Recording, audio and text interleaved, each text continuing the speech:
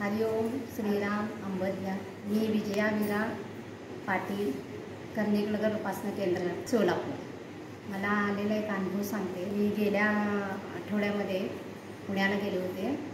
बहिणीच्या मुलाचं लग्न होतं म्हणून मला गुरुपौर्णिमा हे लक्षातच नव्हतं लग्नाच्या गोंधळमध्ये। मग शनिवारी हडपसरला उपासना असते हे माझ्या मुलाला माहीत होतं। आम्ही दोघं हडपसरला उपासना केंद्रामध्ये गेलो। तिथं गेल्यानंतर उपासना झाली। मग तिथं कळलं मला की गुरुपौर्णिमा आहे उद्या। आता काय करायचं म्हणलं, आता लग्नाचा अजून एक कार्यक्रम राहिला होता।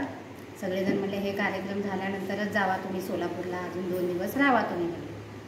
मग माझ्या मनात सारखं आता गुरुपौर्णिमा आहे, आपल्याला सोलापूरला जायचं आहे उपासना केंद्रामध्ये, कसं करू बापू, मला सोलापूरला तर यायचं आहे असं मनातल्या मनात म्हणत होते मी।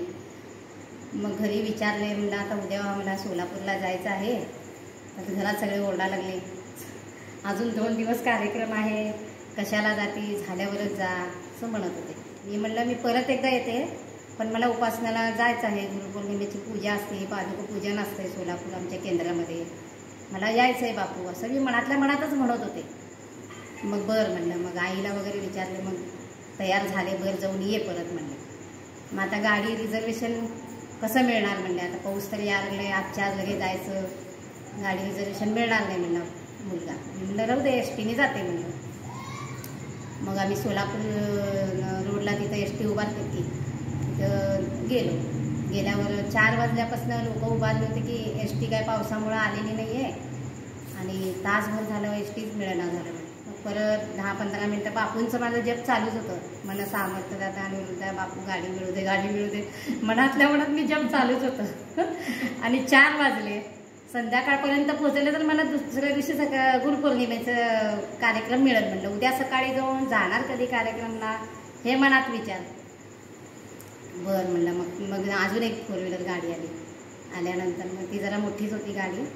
मग ते सोलापूरला मग मुलगा काय केला, लगे पटकन बस तर काही इसणं झालं म्हणला, मग त्या गाडीत बसूनच आला तिथनंच, ते सीट मिळणार नाही म्हणून। मग आल्यानंतर मग बसलो गाडीमध्ये। मग आम्ही दोघं बसलो, 2 इंदापूरचे 2 डॉक्टर होते, ते 2 जण बसले आणि अजून एक महिला होती, तिला मोहोळला यायचं होतं, ती पण बसली माझ्या। बरं झालं म्हणलं आपल्याला सोबत कोण तर महिला मिळाली म्हणलं।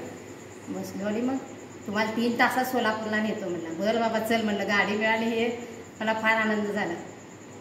आणि सगळे तो गाडीवाल्यानं इतकं पांडुरंगाचेच गाणे लावलं होतं गाडीमध्ये, म्हणजे चल ह्याला सत्संगातलाच आहे म्हणलं, चला म्हणलं।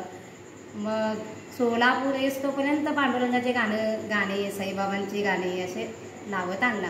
बरं झालं। मग घरी गेला मुलगा आमचा, मग आईला म्हणला, आईला भावाला की हां त्यांना काय एस टी मिळाली नाही, ती 4 व्हीलर गाडीमध्ये बसून। घरात ओरडा लागले, त्या गाडीत कशाला बसून दिला, कुणीकडे तर नेतील असं म्हणायला लागले। म्हणलं नाही नाही चांगलं आहे ते माणूस म्हणलं, आणि माझ्यासोबत आहेत म्हणलं 3-4 जण। बरं म्हणले। मग घरी गेला, फोन कर म्हणून। बरं घरी पोचल्यावर फोन करते म्हणलं। मग सगळे दोघं ते इंदापूरला उतरले, एक मुलगा ते खाली उतरला सोलापूरला स्टेशन स्टँडला, सगळेजण उतरले, आम्हीच दोघं राहिलो।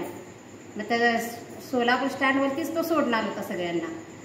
मग आता पाऊस तर जोरात यायला लागले, रिक्षा मिळते का नाही म्हणलं, मनातल्या मनात म्हणत होते। मग त्यांनी तुम्हाला कुठं जायचं आहे काका ह्यांना म्हणत होता। म्हणले नाही आम्हाला कर्णिकनगरला जायचं आहे, वालचंद कॉलेजच्या पाठीमागं आहे माहीत आहे का म्हटलं। हां हां म्हटलं तिकडं का, मग कर्णिकनगरला जायचं, आणि तुम्हाला कुठं जायचं म्हटलं, आम्हाला विजापूर नाक्याला राहतो मी, तिकडं चाललो म्हणलं, तुमचा रूट वेगळं माझा रूट वेगळं असं म्हणत होता तो ड्रायव्हर। बरं बरं ठीक आहे चला म्हणलं। मग सोलापूर स्टँडवर आल्यानंतर मग ते सगळे उतरले आणि मग आम्हीच दोघं होतो गाडीमध्ये। मग थोडं पुढं गेला, मग ह्यांनी म्हणले आम्हाला रंगभवनला सोडा, आम्ही तिथनं रिक्षाने जातो म्हणले कर्णिकनगरला स्टँडपेक्षा। आणि खूप जोरात पाऊस होता ना। बरं बरं ठीक आहे चला काका सोडतो तुम्हाला रंगभवनला म्हणून रंगभवनपर्यंत न्यायला लागला। परत त्याच्या मनात काय आलं कुणाला माहिती, चला कर्णिकनगरला कुठं राहता म्हणला, बगीच्याचे तिथं राहता का म्हणलं। नाही नाही आम्ही रिक्षा स्टॉपशीच राहतो म्हणलं, रोडवर जरी सोडलं तरी चालतं आहे म्हणलं। मग मी काय म्हणले नाही सोड वगैरे, कुठं सोडताय तिथं सोडू दे, जाऊ दे म्हटलं, सोलापूरपर्यंत तर आलो म्हटलं आपण।